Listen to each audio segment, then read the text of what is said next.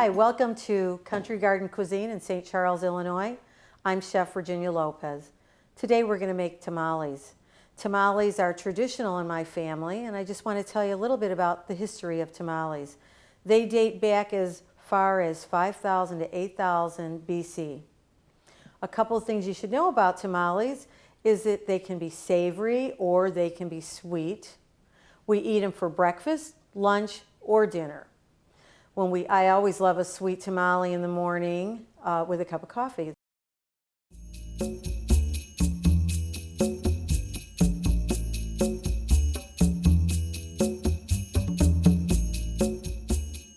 One of the first steps I like to do when I'm making tamales is get the corn husk ready. You can buy them in pound packages, 1, 2, or 3 pounds. A pound of corn husk will make about 80 to 100 tamales. You can see they're very dry. We get a bowl of warm water. We put the corn husk in there, and then we want to weigh them down so they don't float to the top and then they don't get soft. Just put a little weight, a plate or something on top.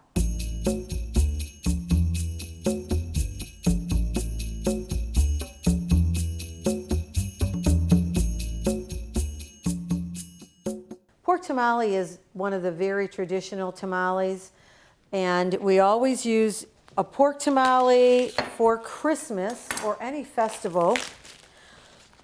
I have some pork butt here, or you could use pork shoulder. I like this one. It has a lot of marbling. The meat is going to be very tender inside the tamale, and you want a really tender meat. So I'm just going to cut it in a couple pieces. You can also buy it like it's a roast. They come in roast sizes too. We're going to cut it in a couple big pieces, and then later we'll be cutting them up in a dice to fit inside the tamale. We'll be putting them in the water. Let's get this turned on. Okay.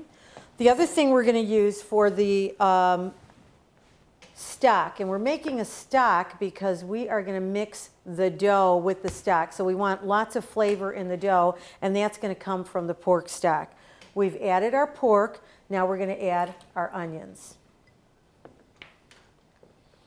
And then we're going to add garlic. Just going to kind of smash that garlic a little bit. We'll put that in there. And we add a little bay leaf. And a little sprinkle of salt. We're going to be adding salt to the dough that wraps around the filling when we make the tamale, but we are going to put a little bit in the stock just for flavor. We're going to let that come to a boil, then we're going to turn it down to a simmer and cook it for about an hour.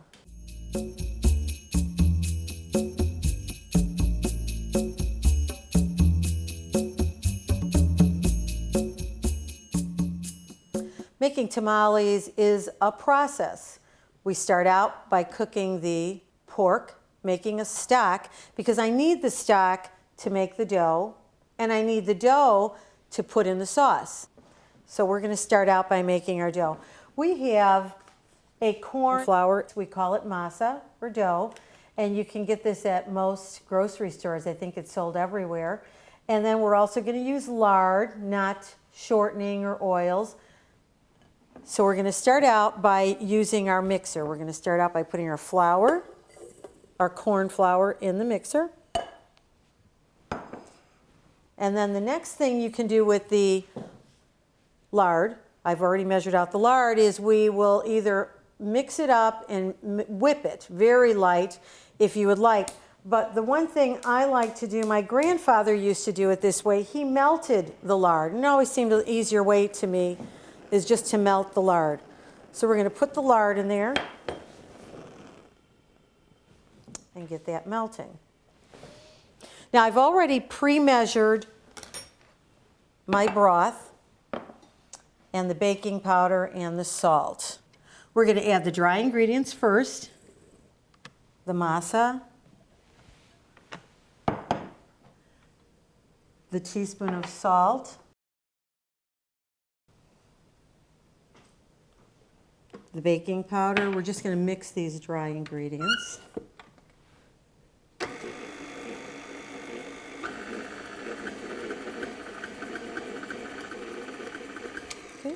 And then we're going to melt the lard. And it's almost all melted.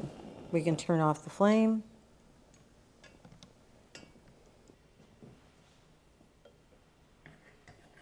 I think we have that melted enough. And we're just going to add this. I'm going to turn this on slowly, and we're going to add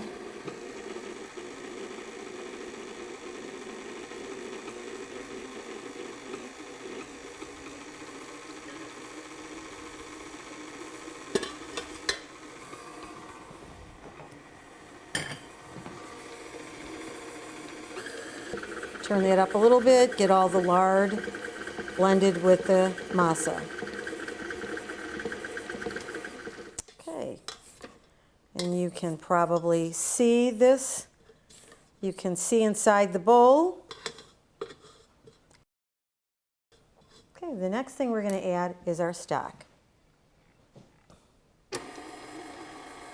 And you can, I actually have the onions in here as well. I'm going to mix them all together. I like all that extra flavor. Whatever I had in my stock, I'm just going to mix all of that.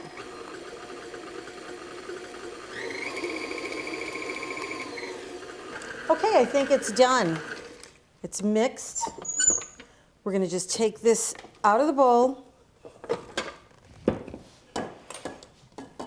I always like to think of this as a peanut butter consistency, something that'll spread like peanut butter, because we are going to be spreading this on the corn husk.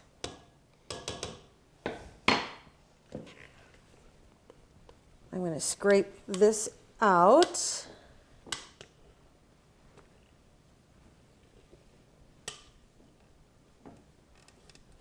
I put the masa in the bowl and covered it so that the masa won't get dry while I'm making the salsa and getting the meat ready. Then we're going to make our sauce that we're going to mix with our meat, but we did need the masa because the masa also goes in the sauce. We want the sauce to stay thick so it doesn't ooze out of the tamales.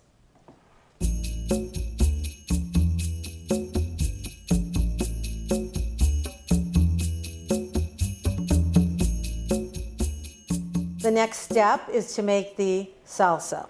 This is going to be the chili ancho salsa, and I get the dried chili anchos at the grocery store. We're going to use about 8 of those, and we're going to put them in water as soon as this comes to a boil. So I'm going to show you how to do that, but I also want you to know that sometimes your skin might be sensitive to these things, so we are going to put some gloves on to do this. I've already prepared some, and I'm just going to show you the process of doing this. Kitchen shears work really well. I'm just going to cut a little piece off of that,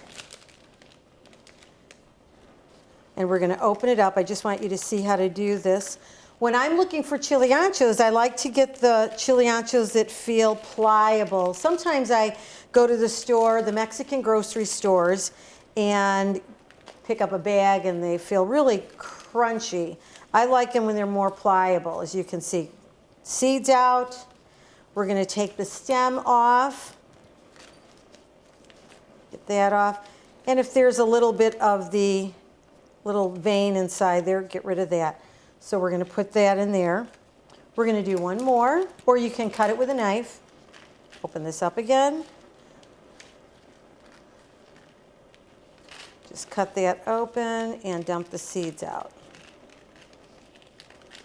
Get rid of the stem. There we go. The next thing we're going to do is put the anchos in the boiling water. So we've started the pot. I'm just going to put all of these into the boiling water.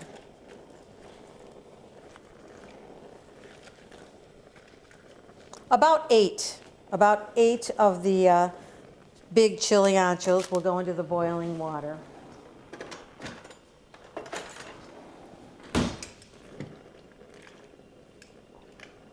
Get them all submerged. Once it comes to a boil, we're going to let it boil for about 10 or 15 minutes. We want the chilies to get really soft because we're going to blend them with all the other ingredients. Okay, we've taken all the seeds out. As you know, a lot of peppers, or maybe you don't know, a lot of the heat is in the seeds. So we pull those out, and that's why we wear the gloves too. We're going to get these softened up and mix them with all the other ingredients. We have our cumin. You can get the cumin from a lot of Mexican grocery stores in a bag, or go to your regular grocery store and it comes in a jar. We have some sugar, salt, I have garlic, and tomato. We're going to mix these all together.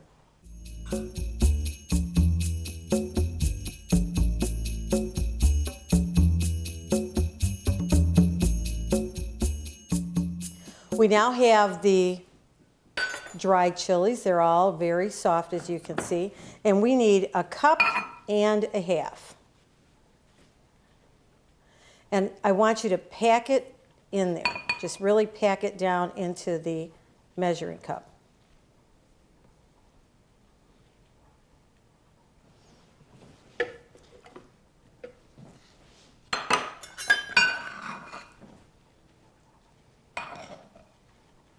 And as I told you, I use the 8 peppers. And you can see it fills just about right, a cup and a half.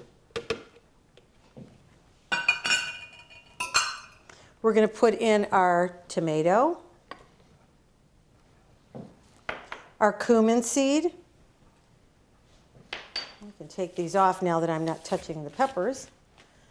Clove of garlic, salt, and then I need a half a cup of our masa. The masa mellows the flavor of the hot peppers. Just put a half a cup of masa together.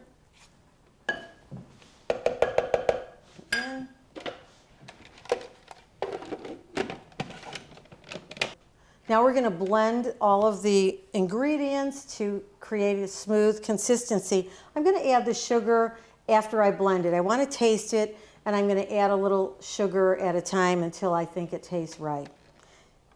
We're going to start mixing.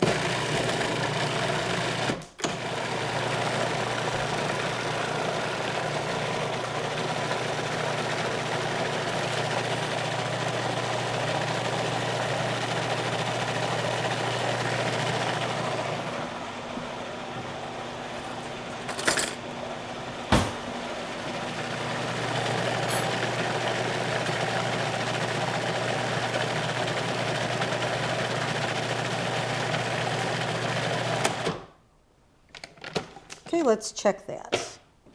You can see the texture. It's a nice thick texture. We do want that once we mix it with the meat. We don't want it to be drippy. Okay. We're going to put a little of our sugar in just to make it taste a little more mild, not so acidic.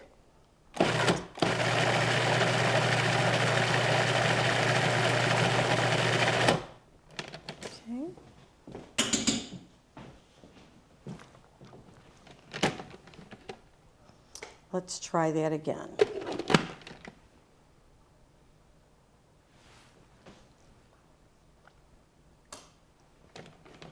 Put a little more sugar. I think we need a little bit more.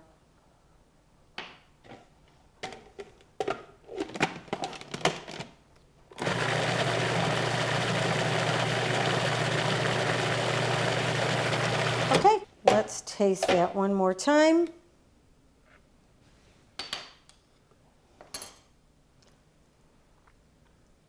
That's perfect. What the sugar did is it mellowed down the flavor and the sharpness and the heat of the peppers. So it has a much more mellow but flavorful taste. We'll be mixing this with our meat.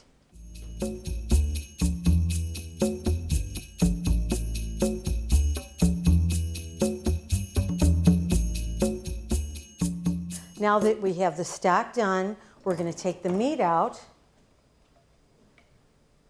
And we're going to cube it. Cut it in small little cubes. This is going to be the pork filling.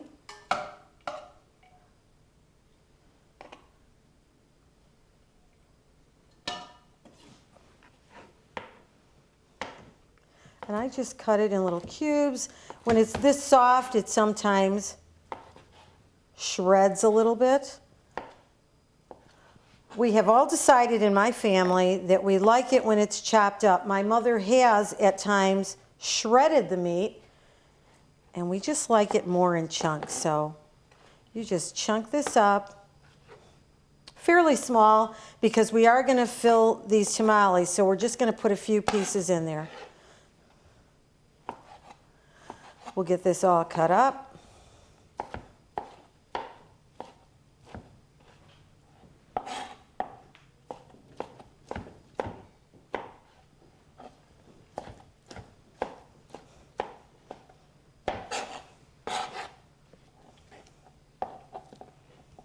And I did leave the bone in the pot because bone always gives stock flavor.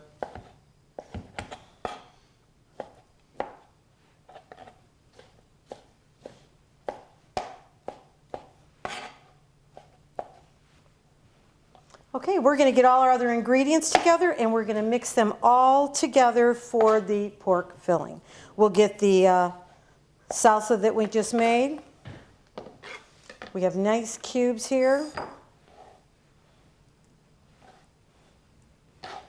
Get all these things together.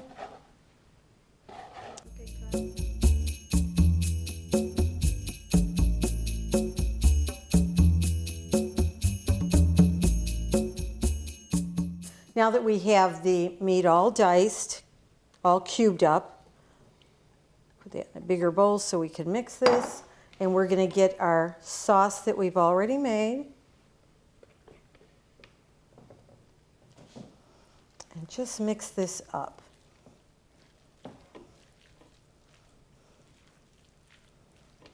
Now what I'm looking for is to make sure all of the meat is completely coated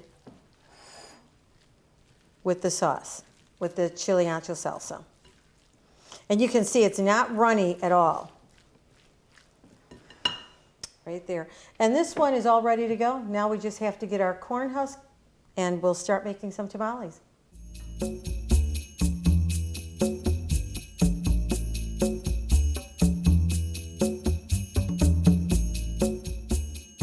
Well, we're getting close to being done here.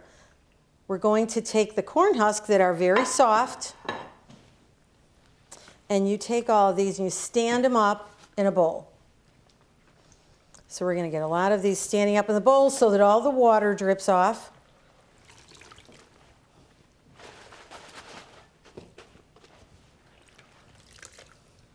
Get them all ready. There's a few things you need to know about corn husk. There's an inside and an outside to the corn husk, as we all know.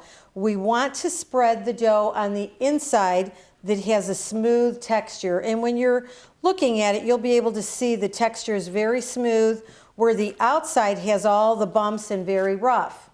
You need to spread the dough on the inside. If you spread it on the wrong side, it's not going to peel off. All the masa is going to stick to the corn husk. So you want to watch for that. You'll be able to feel it. This is really rough textured, and this has a smoother, waxy look to it. All right, we're going to assemble. Again, I'm looking for my smooth side. And it seems like this is the side right here. There's several ways you can do it. We have experimented with many ways. You get about a tablespoon, a round tablespoon of the dough. And we used to do this. We'd be spreading it on like you're trying to put peanut butter on bread. And that worked okay. But after a while, I learned a new method. A friend of mine who lives in Mexico, she showed me with the banana leaves. They used to put one banana leaf on top of the other and spread it out that way. So then I started doing it with saran wrap. So I have the dough on there, and I would just take this and I just start spreading it out this way. And it just worked out better for me to do it that way. I found it easier. I think we're going to put a little bit more. This is a little bit larger. I'll show you a couple different sizes. I'm just going to spread this all out. I want to bring it down to the end, close to the end, just leaving a little bit space. And I only want it to be halfway up. And I'll show you why when we start assembling them. I'm going to get, just about a tablespoon or so. I've got my, and put that right in the center. Just a touch more meat. It'll go right in the center.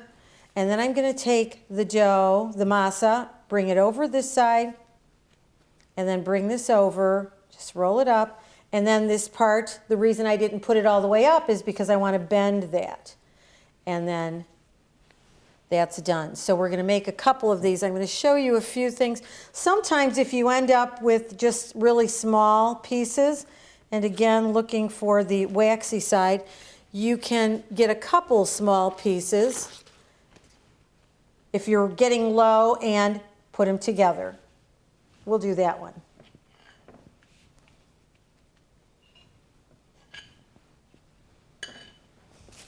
Okay, and again, spread this out. Just smooth it all out. It's like playing with your food. Now we're going to get a little bit more of the meat. Put it down the center. Bring one side over and the other side, and then bend it in half. And those pieces are staying together, as you can see. We'll lay it on the folded side. Sometimes when you get a corn husk that's really way too big, this is a little bit big, just take a end and just tear some of that off. We're going to do this one more time for you. Get a nice big round spoonful. Put that in the center.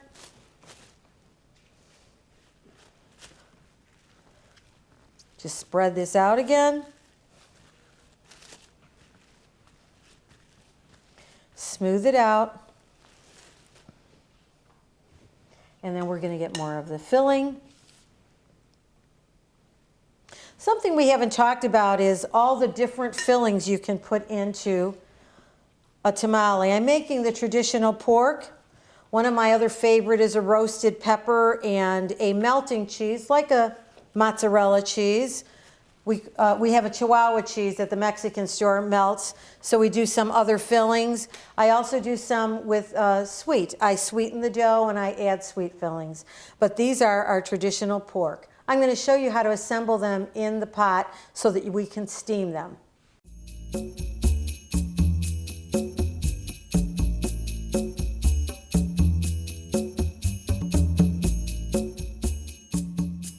Okay, I want to show you a couple techniques that some people use.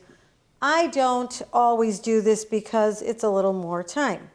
But they take the little pieces that we peel off the edges of ones that are large and tie these up so that they don't come apart. Just tie that one up. Sometimes when my mom and I would be doing this, we would do this if we were making several kinds of tamales, and you don't know what kind they are a lot when they're all in the pot together. So we would say, okay, the ones we make with the peppers and the cheese, we're going to tie something around it so we know the difference of the different tamales. So let's talk about how you cook a tamale. We steam a tamale, and you can find these big steamer pots in many of the Mexican grocery stores. And you can probably use a big seafood steamer as well. My mother used to use a big seafood steamer, but these are relatively inexpensive. We put the water on the bottom, and you can see there's a little groove here. And this is so the steamer section can go right on top of that groove. I have water in this pan just a little below the groove. So the water's going to boil and it's going to create steam inside. The first thing that we do after we have the water in, we've put the insert in, is we're going to put some of the corn husks, just lay them down in the bottom. Just in case some of the water bubbles a little bit too much, we don't want it to just come up on the tamales. So We're going to just put this all in here. Now I want you to see how we place these. I place them with the open side inside this pot, the back side that we bent on the edge of the pot. Place that in there. And we're going to just put them in a circle. You can see how they're all going around.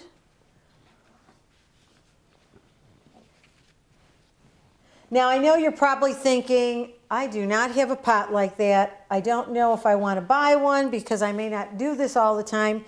I'll show you a couple other ways you can do this and steam your tamales and some of the equipment you probably have at home if you're just going to make a small batch.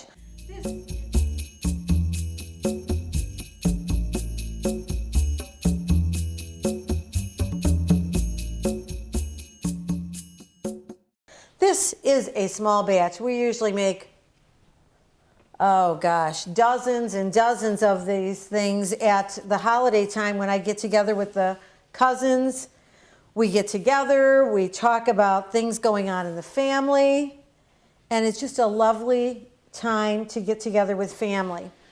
Now you can see we have these all in there. We're going to put it on the burner, and we're going to bring this up to a boil and then just turn it down to a simmer. You'll hear it boil. What my grandfather used to do, I don't do it too much, but he used to put a penny inside.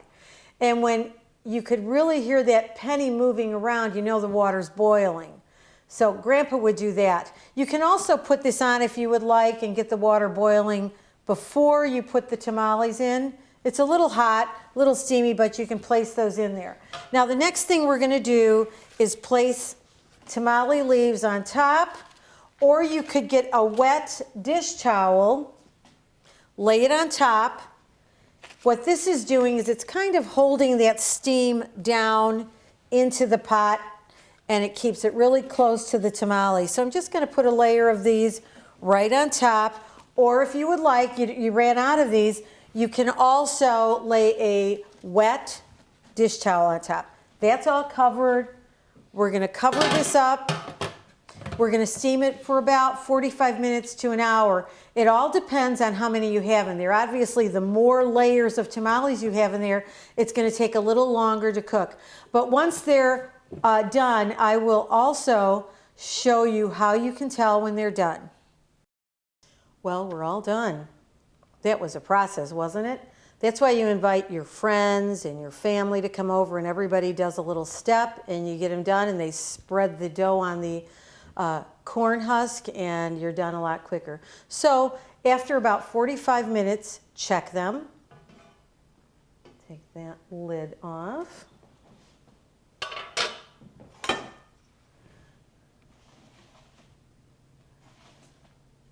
We'll get one of these out. And the way that you can tell if they're done is, will the corn husk peel off of the dough? So we're going to unwrap it, and you can see it is most definitely peeling off the corn husk. Doesn't that look yummy? We'll get these all out to cool just a little bit. We don't want them to cool too much. We want to eat them while they're still hot. I mean, there are hot tamales, right? Okay, let's take a look at this one that we've already unwrapped. Here we go. Let's try this.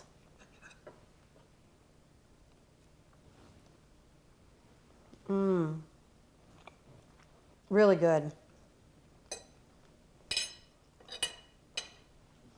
The masa, very tender. Lots of flavor from the stock. Our sauce, very nice.